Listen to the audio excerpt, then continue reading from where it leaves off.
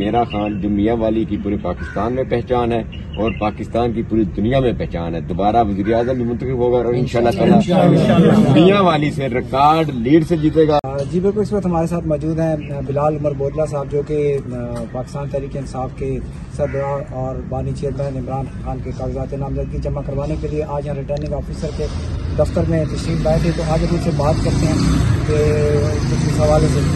Sir बताइएगा कि इस वक्त जो खान साहब की जो अपील चल रही है, खासकर उनकी जमानत के बाद उनके जो तोशाखाना केस में केस को मुअत्तल करने के हवाले से, केस के फैसले को मुअत्तल करने के हवाले से, उस हवाले से बताइएगा कि आप कितने पुरउम्मीद है कि ये केस का फैसला भी उसी तरह मुअत्तल होगा जैसे सजा मुअत्तल होगा। बिस्मिल्लाहिर्रहमानिर्रहीम। पाकिस्तान में जो इंसाफ की फ्रेमी है, अहमद जस्टिस आमर फरूख से हमें कभी इत्मीनान रहा ही नहीं। तकरीबन 1 साल हो गया हम मुसलसल खान साहब की तरफ से मुसलसल कही जा रहे हैं कि आप हमारे केस ना सुने, लेकिन उनको भी लगता है बहुत ज्यादा शौक है खान साहब के केस सुनने का। वहां से तो आपको पता है इंसाफ का कत्ल ही होना था, फिर कत्ल ही हुआ है। तो अब सुप्रीम कोर्ट जा रहे हैं जी, इंशाल्लाह ताला 29 हमारी स्क्रूटनी की डेट है यहाँ, और इंशाल्लाह ताला 29 से पहले खान साहब की अपील मंजूर होगी और नाअहली वाला फैसला मुअत्तल होगा। और मेरा खान जो मियाँ वाली की पूरे पाकिस्तान में पहचान है और पाकिस्तान की पूरी दुनिया में पहचान है। दोबारा वज़ीर आज़म भी मुंतखब होगा और इंशाल्लाह ताला मियाँ वाली से रिकॉर्ड लीड से जीतेगा। मैं यहाँ आया हूँ, मियाँ वाली कह रहे हैं कि 1,50,000 वोट खान ने लास्ट टाइम लिया था, 2 लाख से ऊपर वोट देना है हमने खान। तो आज हमें दोबारा जो नॉमिनेशन पेपर है दोबारा जमा कराने की जरूरत इसलिए पेश आई कि आपको तो पता है मुल्क में जो अंधा कानून चल रहा है, तजवीज़ कुनंदा तजवीज़ कुनंदा उठाए जा रहे हैं। हमें भी थ्रेट था कि हमारे खान साहब के तजवीज़ कुनंदा या तजवीज़ कुनंदा को ना उठा लिया जाए, इसलिए आज हमने नए तजवीज़ कुनंदा तजवीज़ कुनंदा के साथ पेपर दिए हैं। मैं सिर्फ इन तमाम लोगों को ये पैगाम देना चाहूंगा, जो तुमसे होता है करो। ये जुल्म हम बहुत खामोशी से सह रहे हैं, इंशाल्लाह ताला वक्त भी बदलेगा, दौर भी बदलेगा। एक हमारी जिन कल देखा आपने मोनस की वालदा पे इन्होंने हाथ डाला, शेख इम्तियाज की मिसिज पे इन्होंने जो बदतमीजी की, ये याद रखना एक एक चीज का हिसाब कौम लेगी और इंशाल्लाह ताला हम तुमसे ये हिसाब लेंगे। जितना जुल्म तुमसे हो रहा है कर लो, इंशाल्लाह ताला मेरा मौला मेरे खान का अपने रब पे बहुत यकीन है, वो कहता है अल्लाह हक है, और जिसका अपने रब पे भरोसा हो, जो रब को सब कुछ समझे, इंशाल्लाह ताला ये मुश्किल वक्त है कट जाएगा इंशाल्लाह। अच्छा सर बताइएगा कि इस वक्त जो सुप्रीम कोर्ट के अंदर जो लोग बैठे हुए हैं, जो जजेस बैठे हुए हैं, कल तक खान साहब इन्हीं के ऊपर अदम एतमाद करते थे। इवन के जस्टिस काजी साहब जो कि चीफ जस्टिस पाकिस्तान है, उनके खिलाफ रेफरेंस भी दायर किया गया।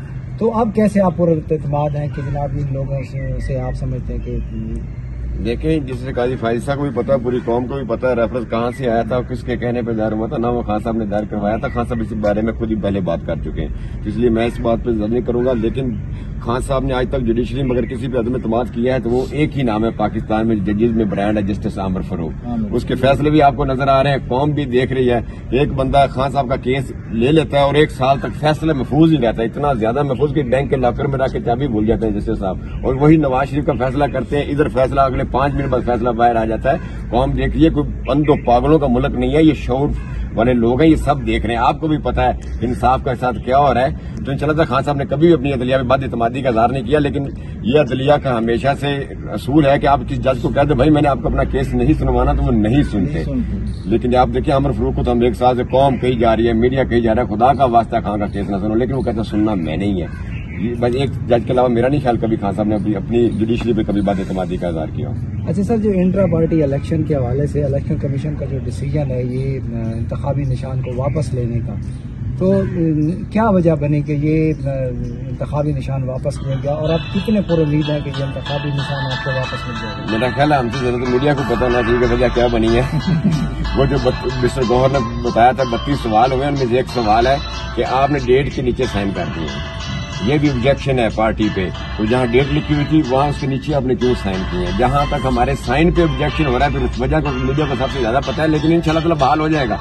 मैं कल भी खान साहब के पास बैठा था, खान साहब ने बिल्कुल वाज़ेह बात की है, पाकिस्तान तरीके इंसाफ के बगैर पाकिस्तान में इलेक्शन को कोई नहीं मानेगा। पूरी दुनिया में अगर पाकिस्तान तरीके इंसाफ इलेक्शन में हिस्सा नहीं लेती, दुनिया में इस इलेक्शन को कोई नहीं मानेगा। ये अंधे बैरों का कोई देश नहीं है, ये जीतते जागते 25 करोड़ लोग हैं। हम किसी ऐसे इलेक्शन को मानेंगे नहीं, इनको किसी ऐसे इलेक्शन करवाने का कोई फायदा नहीं होगा।